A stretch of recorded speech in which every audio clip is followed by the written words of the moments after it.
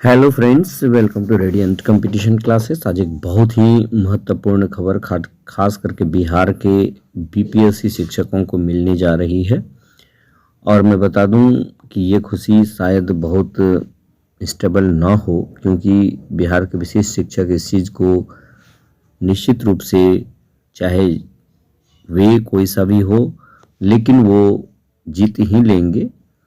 इसमें कहीं कोई दो मत मुझे नहीं लगता है। चाहे जो भी करना पड़े इसके लिए वो लोग करेंगे ही करेंगे। लेकिन तत्काल बीपीएससी टीआरई 1 और टीआरई 2 के लिए बेहद खुशखबरी वाली बात है दोस्तों। या फिर इसमें क्या होगा, शिक्षा मंत्री का भी जवाब इसमें आ चुका है। मैं आप लोगों को टोटल बताने वाला हूँ, डिटेल्स बताने वाला हूँ। आप लोग वीडियो में शुरू से अंत तक बने रहिएगा। चलिए देख लेते हैं हम लोग बिहार के शिक्षकों के लिए बहुत बड़ी अपडेट, निश्चित रूप से बहुत बड़ी अपडेट माना जा सकता है।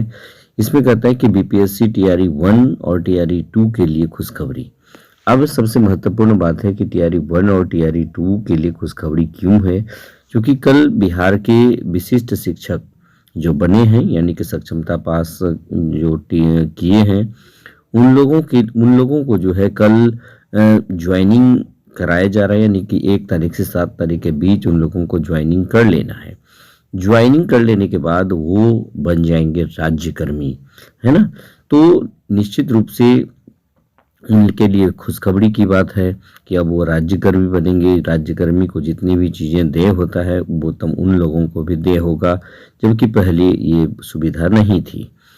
अब टीआरई 1 और टीआरई 2 के लिए खुशखबरी क्यों है, इसलिए कि मैं बता दूं कि अब तक की जो वास्तु स्थिति है, इसके आधार पर बीपीएससी टीआरई 1 और टीआरई 2 वाले राज्यकर्मी पहले बने थे, जिसके वजह से उन्हें वरीय माना जा रहा है दोस्तों।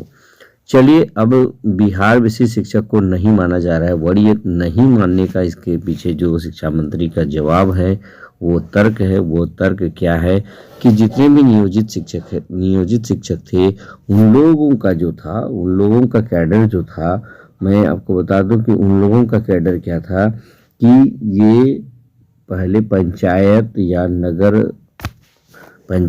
या फिर नगर परिषद, नगर पालिका के कर्मचारी होते थे। ये राज्यकर्मी नहीं माना जा सकता था, तो उन्हें राज्यकर्मी जो बनाया जा रहा है, जबकि टीआरई 1 और टीआरई 2 को 2023 और 2024 में ही राज्यकर्मी बना दिया गया है। देखिए, बात को अब समझ लीजिए।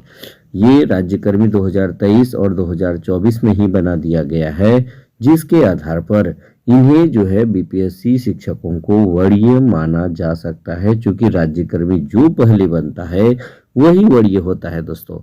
अब यहाँ पर विशिष्ट शिक्षक तो निश्चित रूप से 2025 में बन रहे हैं। देखिए, मैं अपना कुछ भी तर्क नहीं दे रहा हूँ, आप लोग समझ लीजिए जहाँ। लेकिन मैं आपको ये भी कह रहा हूँ कि बिहार के विशिष्ट शिक्षक जो बने हैं, वो इस आंदोलन करके हो या जैसे भी हो, वो प्राप्त करने का भरसक प्रयास करेंगे और करना भी चाहिए, क्योंकि 17 साल 20 साल से वो सेवा दे रहे हैं।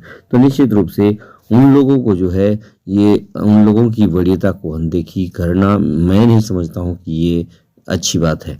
तो खैर जो भी हो, लेकिन वर्तमान जो वास्तु स्थिति बन रही है, क्योंकि अभी ज्वाइन जो कराया जा रहा है, इसमें कोई भी वरीयता के बारे में चर्चा नहीं की गई है, पे प्रोटेक्शन के बारे में चर्चा नहीं की गई है। तो बहुत सारी चीज़ें हैं जो क्लियर होना बाकी है। लेकिन वास्तु स्थिति जो वर्तमान का है, कि वर्तमान में क्या होगा कि टीआरई 1 और टीआरई 2 वाले ही विशिष्ट शिक्षकों से वरीय कहे जाएंगे, क्योंकि टीआरई 1 2023 में बहाल हुआ है, टीआरई 2 वाले 2024 में बहाल हुआ है। जबकि विशिष्ट शिक्षक आप देख ही रहे हैं, यानी कि आप 1 जनवरी से 7 जनवरी 2025 के बीच आपकी बहाली होगी।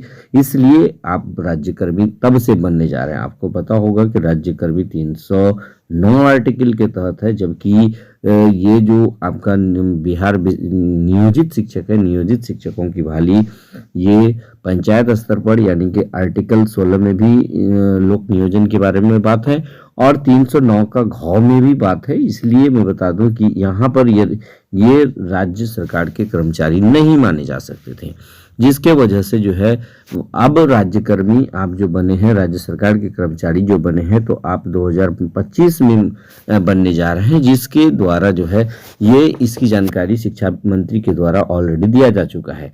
तो यानी बिहार विशेष शिक्षकों को वरीय नहीं मानने से संबंधित शिक्षा मंत्री का जवाब ऑलरेडी लिखित आया हुआ है, आप उसे भी देख सकते हैं, जिसमें कि भारतीय संविधान के आर्टिकल के बारे में चर्चा किया गया है। और आर्टिकल 309 कहता है कि सरकार का जो भी कर्मी होगा वो राज्य कर्मी माने जाएंगे और सरकार के द्वारा समय समय पर जो भी सुविधाएं होती है, जो जो चीज होती है, इन तमाम चीज़ों को जो है उपलब्ध कराया जाता है और वह राज्यकर्मी होता है।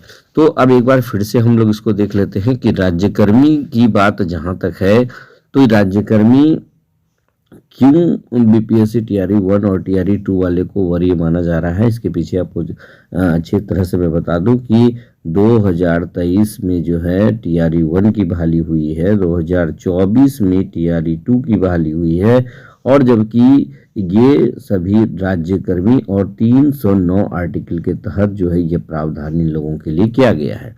और सेम चीजें इनको कन्वर्ट करने का काम, यानी नियोजित शिक्षकों को विशेष शिक्षक बनाने का काम, ये राज्यकर्मी बनाने का काम इसी 309 आर्टिकल में समाहित किया जा रहा है।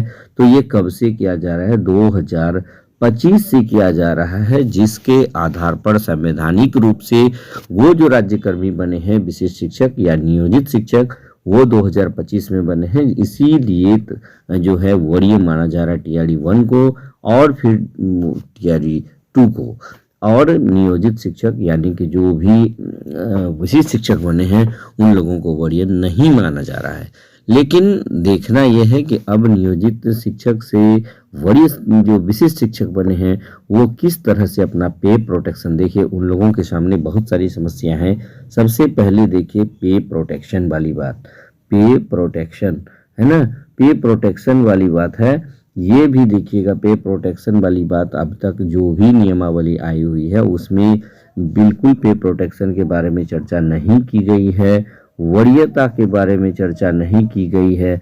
उसके बावजूद और जो है इसके ट्रांसफ़र के बारे में कोई बात नहीं की गई है।